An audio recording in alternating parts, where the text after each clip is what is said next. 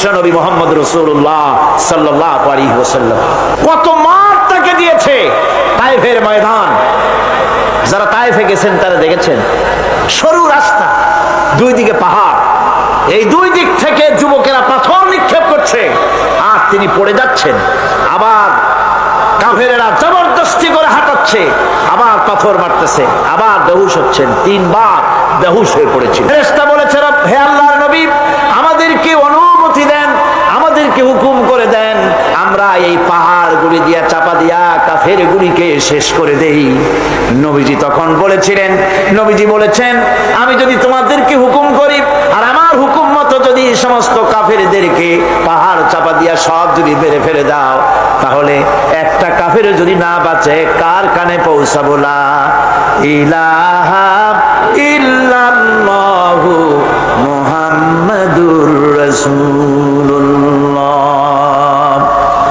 নবীজি গায়ের রক্ত মুছে 2খানা হাত আল্লাহর দরবারে তুললেন আর দোয়া করলেন, আয় আল্লাহ রব্বুল আলামিন, এই কাফির বেঈমানেরা আমারে চেনে নাই, বোঝে নাই, আমি যে তোমার নবী ওরা তা বুঝতে পারে নাই, না জেনে না বুঝে আমার উপরে যে অত্যাচার করলো, আয় আল্লাহ তুমি যেন রাগ করে এই কাফিরদের পরে তুমি যেন গজব নাজিল করো না।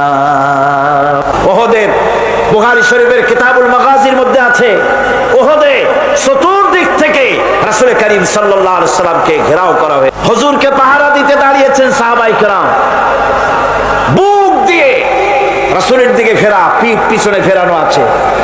কাফেরেরা তীর নিক্ষেপ করছে, এই তীরগুলি এসে হুজুরের সাহাবীদের পিঠের মধ্যে ঢুকছে। হাদিস শরীফের ভিতরে এসেছে, রাসূলকে হেফাজত করার জন্য যত তীর মারা হলো, সাহাবীরা তীরগুলি পিঠে ধারণ করলেন। একা হযরত তালহার পিঠে 80টা তীর প্রবেশ করেছিল। রাসূলুল্লাহর দান্দার মোবারক শহীদ হয়ে গেল, হুজুর পড়ে গেলেন।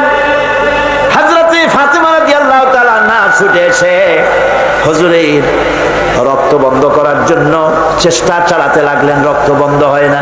হযরত আবু উবাইদা রাদিয়াল্লাহু তাআলা আনহু হুজুরের মস্তকের ভিতর থেকে লোহার কড়া দাঁত দিয়া কামড়ায়া বহু কষ্ট করে উঠালেন।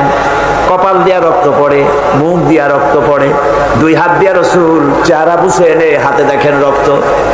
আল্লাহর নবী বলেন, এই জাতির কল্যাণ কি করে হবে যেই জাতি তার নবীর চেহারা রক্ত দিয়া লাল বানায়া দিল। মদিনায় সারা পড়ে গেল, নবী নাই, নবী শহীদ হয়ে গিয়েছেন। চতুর্দিক থেকে লোকেরা দৌড় আরম্ভ করলো, একজন মেয়ে লোক দৌড়ায়। সাহাবীরা জিজ্ঞাসা করেন, কোথায় যাও? মেয়ে লোকটি বলতেছেন, ওহুদের দিকে যাই। বলে যায়, কোনো লাভ নাই, ওহুদে যে যেতেছো যে কোনো লাভ নাই, যেহেতু তোমার যে 2টি ছেলে ছিল, ছেলে 2টি শহীদ হয়ে গিয়েছে। মেয়ে লোকটি বলছে, কে শহীদ হয়েছে শুনতে চাই না, আল্লাহর নবী কেমন আছেন সেটা জানাও। মেয়ে লোকটি বহু কষ্ট করে ওহদের ময়দানে আল্লাহর নবীর খেদমতে হাজির হয়ে নবীজিকে জীবিত অবস্থায় দেখে তিনি বলছিলেন, হে রাসূল, আমার দুইটা কলিজার টুকরা সন্তান দুনিয়া থেকে বিদায় হয়ে গেছে, আমার মনে কোনো কষ্ট লাগে নাই, হুজুর আপনি বেঁচে আছেন, এটাই উম্মতের বড় সান্ত্বনা। ভাইরা আমার, এই হাজারো বিপদ, হাজারো মুসিবতের ভিতরে ধৈর্য ধারণ করেছেন আল্লাহর নবীরা, ধৈর্য ধারণ করেছেন। ধৈর্য হচ্ছে সবচাইতে বড় কোয়ালিটি।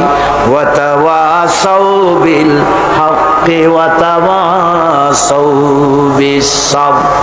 সবর ইখতিয়ার করলে পরে দুনিয়া আল্লাহ শান্তি দিবেন, আখিরাতেও শান্তি দিবেন।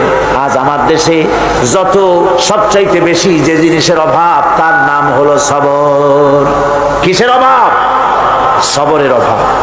গাড়িতে উঠতে দেখেন, বেসবরি কারে বলে। দোকানে যান, বেসবরির আলামত দেখতে পাবে। যেখানে যান মানুষ দারুণ বেসবর হয়ে যায়। অথচ সবর ইখতিয়ার করা হলো মুমিনের সবচাইতে একটা বড় কোয়ালিটি, ধৈর্য ধারণ করা। এই ধৈর্যের কোয়ালিটি আজ মুসলমান হারিয়ে ফেলেছে। আমরা যদি ধৈর্য অবলম্বন করতে পারি, বিপদ ও মুসিবতে আমরা যদি আমাদের কদমকে মজবুত করে রাখতে পারি, তাহলে আমাদের সমাজে ইসলামের বিপ্লব হবে। এই বিপ্লব কেউ ঠেকাতে পারবে না ইনশাআল্লাহ। বিপদে দৃঢ় হতে হবে, মজবুত হতে হবে, সবর ইখতিয়ার করতে হবে, তাহলেই আমাদের কাঙ্ক্ষিত আল্লাহর দ্বীন জমিনে প্রতিষ্ঠিত হবে।